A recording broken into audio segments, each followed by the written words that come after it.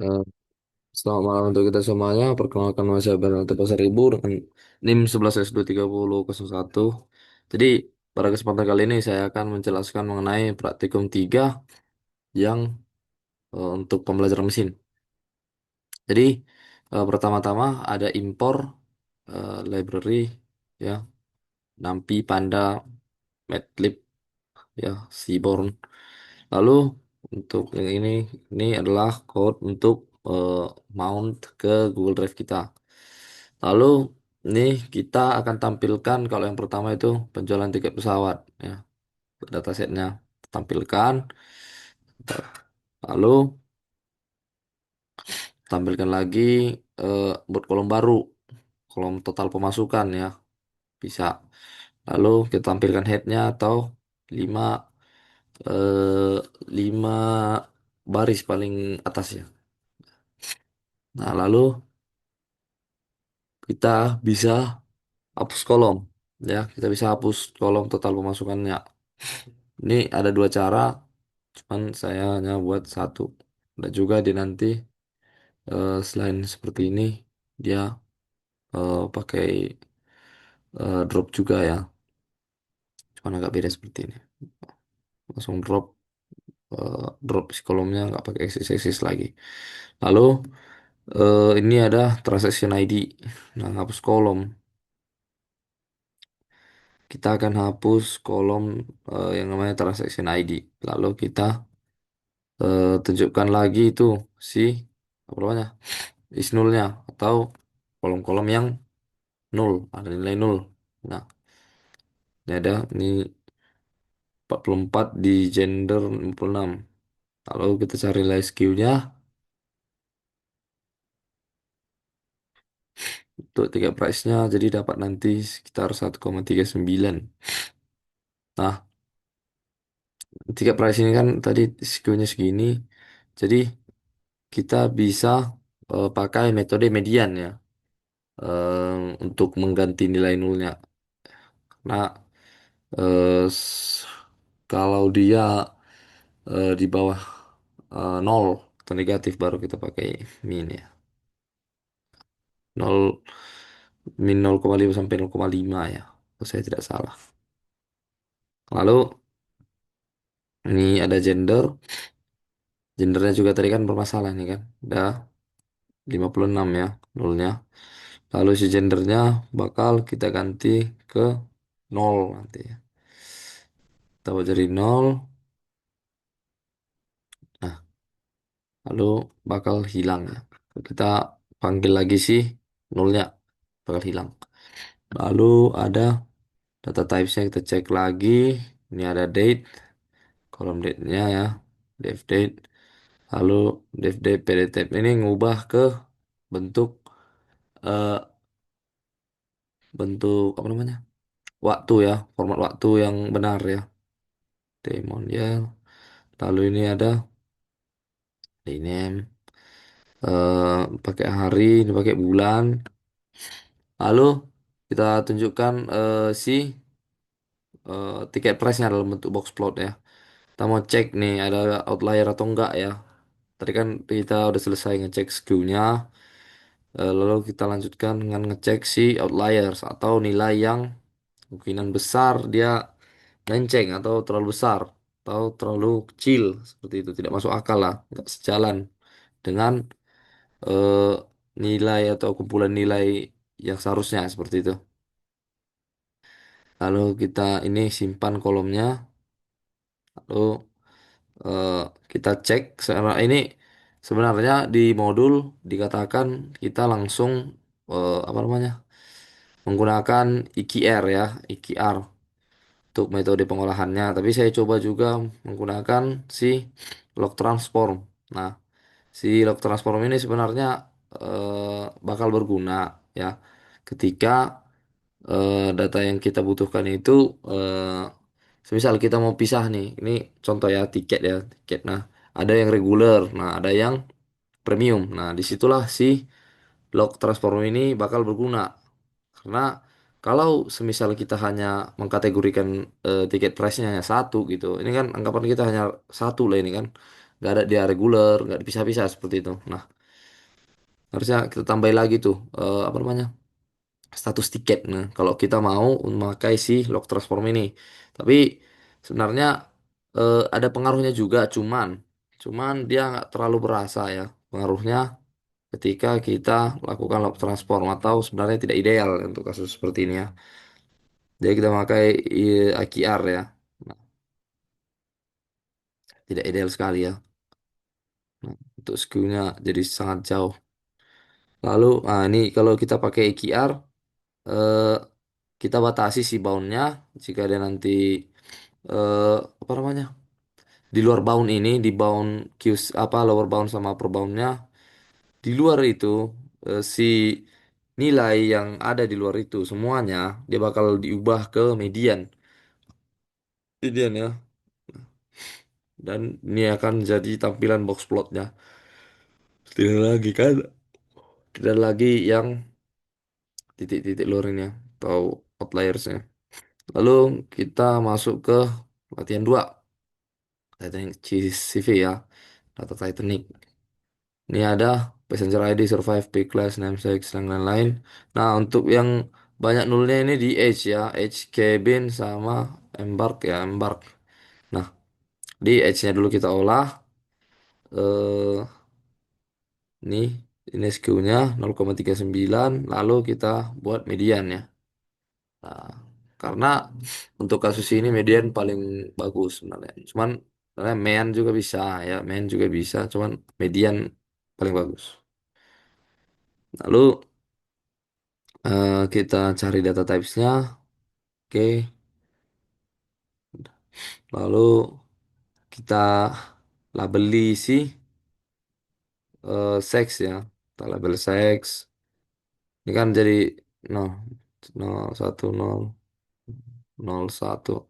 Kita ubah ya si seksnya ini dari yang apa ini? Nah, ini kan harusnya male, female, female ya. Kita ubah jadi 0,01, 01, 01 seperti ya. Dengan anggapan bahwa si nolnya itu adalah si female ya. Satunya itu male. Seperti itu.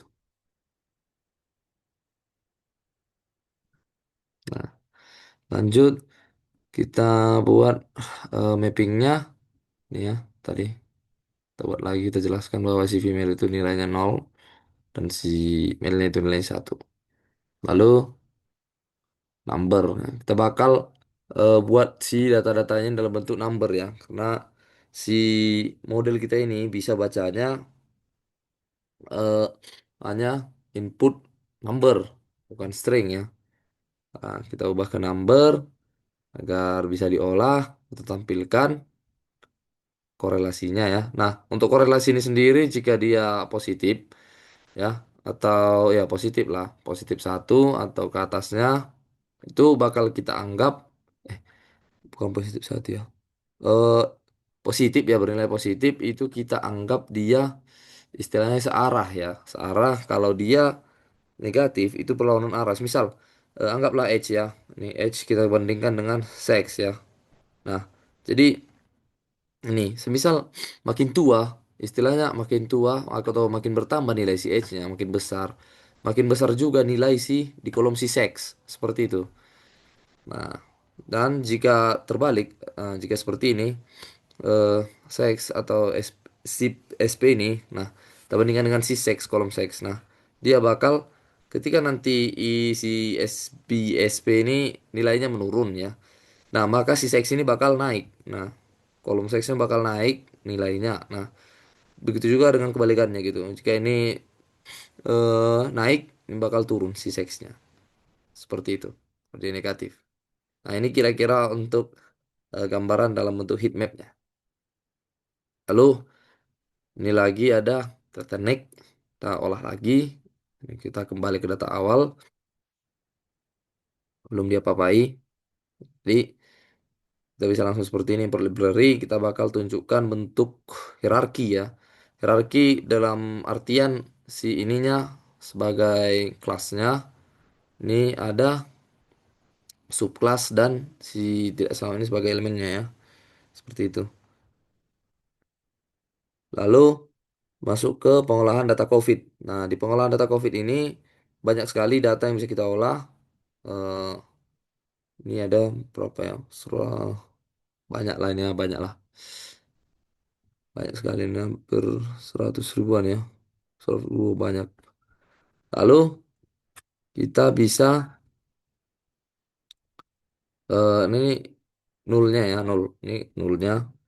Kita bisa olah kalau saya milih untuk mencari si reproduction rate-nya per bulan dan case-nya gitu ya. Case yang udah di smooth ya. Tahu istilahnya si kasusnya ini, new casesnya ini sudah tidak kecil lah, istilahnya kecil lah untuk kemungkinan dia datanya itu melenceng ya. Karena di bagian case smooth ini dia nanti udah dibatasi seperti itu. Jadi datanya diperhalus, jadi nggak bisa terlalu jauh. Nah, kita bisa lihat untuk persentase data nulnya per kolom masing-masing. Ini ada yang masih kecil-kecil seperti ini. Ini tidak apa-apa, dibiarkan. Nah, jika yang sudah seperti ini, besarnya data data ininya, data data nulnya ya 90%, mau hampir 100%. Nah, saya memilih untuk menghapus ya karena ini bakal menyebabkan error atau janggal nanti di model kita ya. Nggak kebaca juga, nggak berguna kan. Datanya jadi miring, melenceng kemana-mana. Nah, lalu kita buat code untuk si hitung presentasi missingnya ini kategori kolom. Kalau dia nanti memulai kategori ini bakal di drop. Nah, atau enggak dia objek, dia bakal dikasih nomor ini nol dan satu nih dan median nanti jika dia numerik. Lalu ada kolom aman ya namanya. Ini juga sama. Yang penting dia nanti diisi sebagai angka ya di input dan angka. Nah, jadi kita cek langsung nulnya, kita zoom, nah, langsung hilang kan semua kan nulnya. Lalu kita cek skew-nya.